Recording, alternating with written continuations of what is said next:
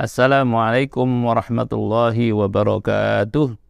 Alhamdulillah wassalatu wassalamu ala Rasulillah wa ala alihi wa sahbihi wa man sara ala nahjihi ila yaumil qiyamah. Amma ba'du. Sobat sekalian, bahasan kita pada kali ini adalah terkait dengan Al-Qur'an akan mengantarkan kita bersama keluarga menuju surga. Sebagaimana kita ketahui bersama bahwa Al-Quran adalah Dzalikal kitabu la raiba fih hudal lil muttaqin. Al-Quran ini tidak ada keraguan di dalamnya sebagai petunjuk bagi orang-orang yang bertakwa. Target dari rangkaian ibadah siam kita adalah la'allakum tattaqun, supaya kalian semua menjadi orang yang bertakwa. Dan ini bersambung, sobat sekalian, antara ketakwaan yang dihasilkan dari rangkaian ibadah puasa, juga petunjuk Al-Quran yang merupakan hidayah hudan lil muttaqin. Petunjuk Al-Quran itu begitu meyakinkan. Ibarat sebuah peta yang mungkin selalu kita gunakan ketika kita menempuh perjalanan.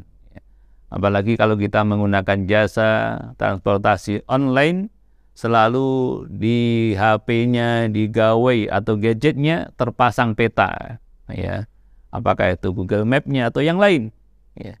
Di mana peta itu sangat memudahkan kemana saja ketika tentu ya baterainya ada, paketnya ada, dengan mudah kita menuju tujuan yang kita akan ke sana.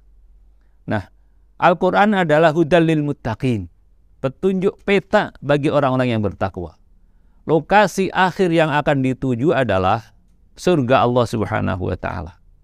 Maka dengan Al-Quran, kalau kita kemudian mengambilnya sebagai peta yang terus kita ikuti, ketika Al-Quran mengatakan dalam tanda kutip misalnya 100 meter jalan lurus, kita lurus, insya Allah kita akan dimudahkan oleh Allah Subhanahu wa ta'ala menuju tujuan akhir, yaitu surga Allah Subhanahu wa ta'ala. Berbeda dengan peta yang ada di HP kita. Kita pun merasakan kadang-kadang kita ikutin peta tapi tersasar. Kenapa? Ternyata memang peta di HP kita itu sangat meragukan.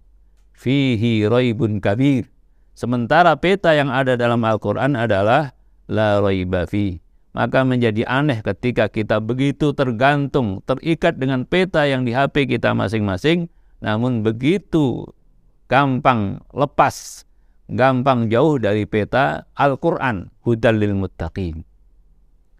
Sahabat sekalian, ya, ketika Allah Subhanahu wa ta'ala memberikan petunjuk dalam mengisi kehidupan di dunia ini dengan hudal lil muttaqin, peta Al-Quran, maka selepas dunia ini pun Al-Quran akan menemani kita di alam kubur dalam kesendirian nanti.